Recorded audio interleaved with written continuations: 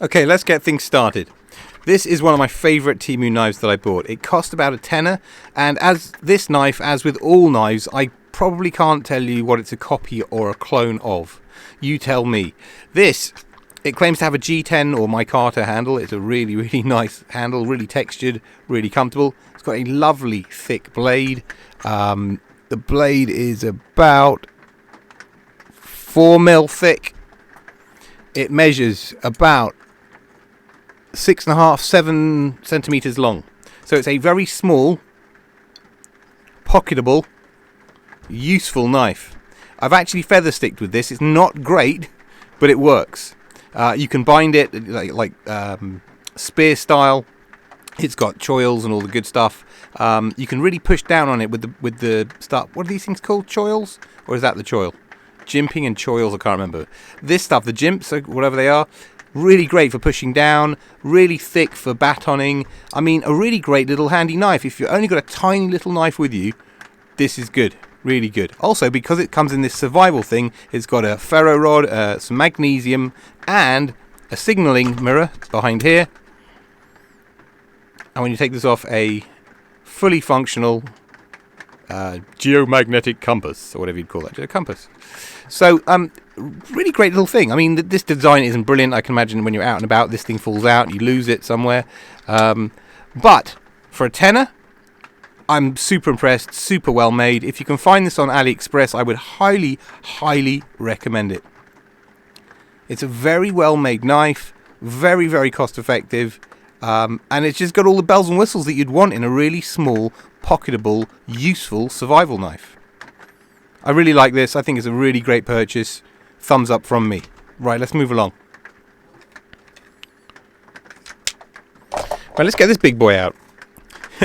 When I was getting into my camping, I bought this thinking for 25 quid, that something with 440C steel, this is what I needed. I needed some kind of Rambo style knife, and how wrong I was. It's not bad. It's not great. It's got a nice little point there to be able to do a little bit of fine work, but it's not a good. The grind that's on it is grim. I've sharpened it up. It is sharp now, but it's not for feather sticking. You can hack the crap out of it because it's a really thick blade again. The blade is about 4 mil thick again, so chunky as hell. Now this also, this also came with a striker in here. So, you know, it's got a ferrocerium rod. It's also got a sharpener here. You know, if I was stuck out, I could survive with that. It's heavy. It's bulky. It's got an awful clip. It's unwieldy. I don't use this. I kind of regret buying it. If you're collecting knives, and this is a copy of it's not a copy of the Gerber. I mean, you know, it's a copy of something. You tell me. It's not a bushcraft knife. It's not a camping knife, at least not in my hands. I've got far better knives for that usage. I don't think it's great value for 25 quid unless you've got a use for something like that. Not for me, really. Right, moving right along. Okay, this is an interesting one. This is a CKRT copy. I think it's called the Scribe. I think it's meant to be like a gentleman's kind of a knife. You know, sits in your top pocket, looks completely innocuous, no problem.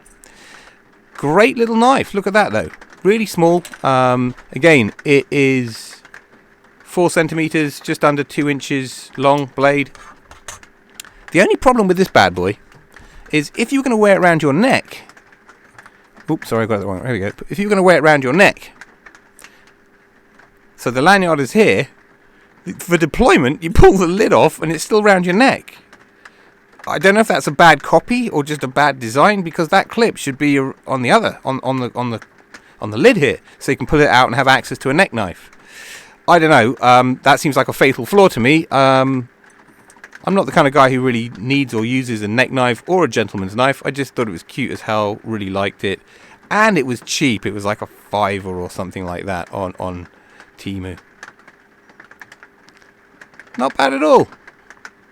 Really not bad at all. Just a silly design fault that for most people probably rules the real thing out as well as this one. Right, do you want to have a quick look at the blade?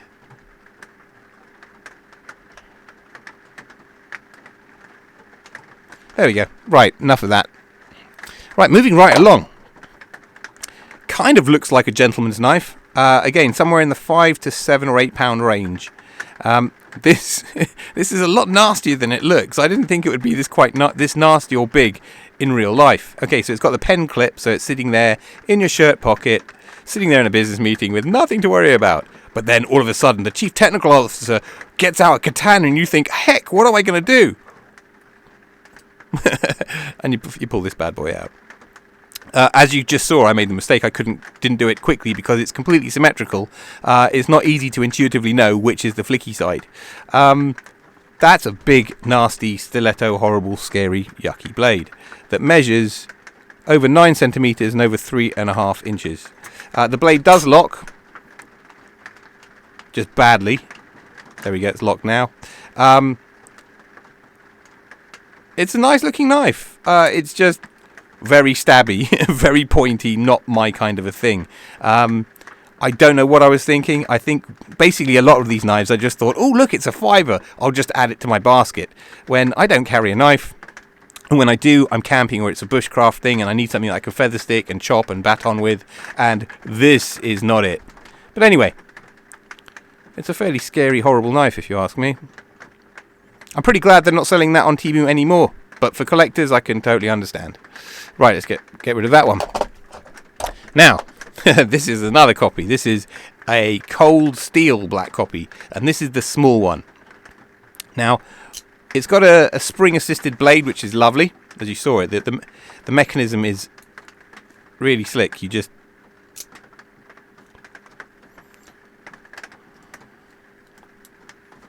There you go. They've even had the audacity to print cold steel on there. And for all intents and purposes, it's a copy. Now, it wobbles. I'd have to tighten this up regularly. It needs a washer or it needs something in there. It needs a hex or a Torx in there to tighten it up. I got the smaller one when I was misguided and thought that this was street legal in the UK because it's got a blade smaller than 3 inches. But it has a locking blade, which makes it completely illegal. So, there you go. One for the cabinet, one for the drawer, one for the collection. Definitely, again, not a bushcraft knife, not a camping knife, no real value. I've also got the Frenzy copy, which you've probably seen in my other video, so I won't go into detail with it here. Look at my other video. That is a horrible knife. I mean, it's great, it's lovely, it looks great, but I mean, again, in my world, for what I need, I don't need that. I really don't. I think this was £10 on TEMU.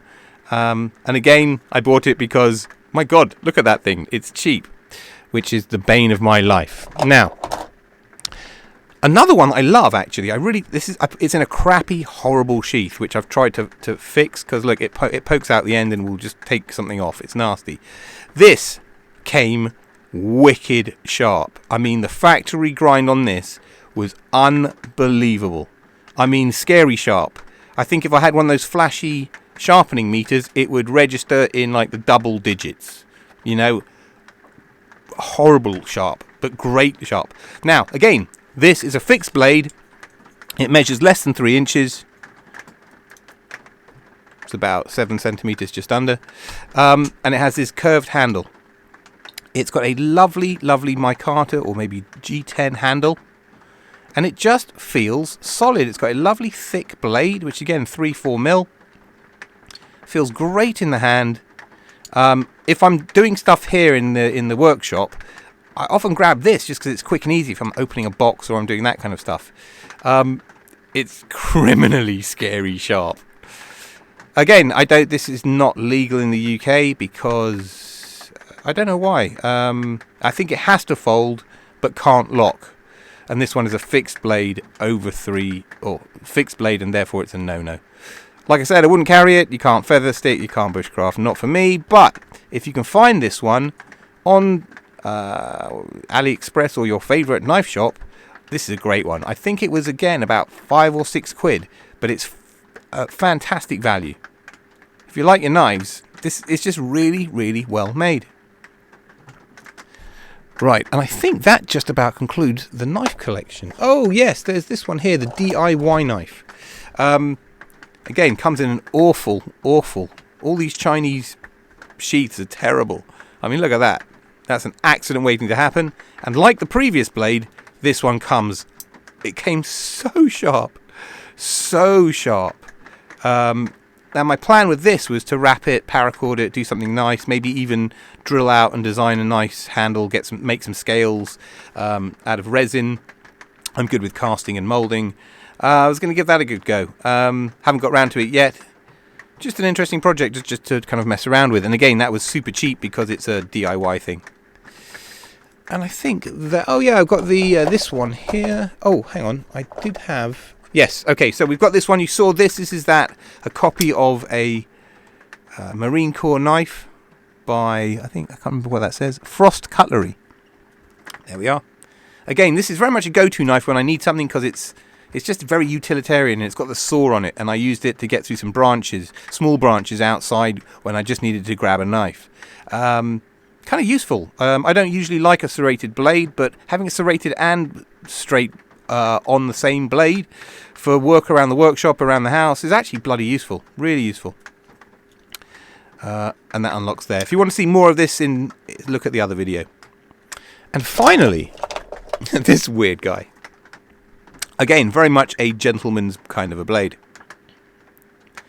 It doesn't lock. It is under 3 inches. Just 7 centimeters, and it doesn't lock. So actually, this bad boy is UK legal, according to my understanding. Your mileage may vary. Check everything that I say. Check everything that you hear on the internet, obviously. But I'm pretty sure that this would be considered legal. But I mean, looking at this thing, it's got to be somewhere at the edges of the definition. Lovely and sharp. Just a useful blade, you know, innocuous. Sit in your pocket. You know, looks like a pen. TEMU purchase. I think this was £3. 3 of your Earth pounds. That's maybe $4 or $5 or euros. Not a lot of money. Anyway, by the way, the clicking that you're hearing is this magnetic ring. Because I'm a slingshot guy, I've got a magnetic magician's ring, which I'm using for ammo. And it means that it's sticking to absolutely everything. It's kind of cool. Anyway, so that was my rundown of my TEMU knife collection. I hope you enjoyed it. Interestingly, TEMU are not selling knives anymore, but what's really interesting, they're not selling slingshots anymore. Slingshots are nowhere to be seen. They'll sell bands, they'll sell ammo, they'll sell catch boxes, but they are not selling slingshots themselves. I guess they got into trouble, but slingshots are legal everywhere and knives aren't, so I can't work that one out. But anyway, thank you very much for watching. I'll see you on the next one. Cheers.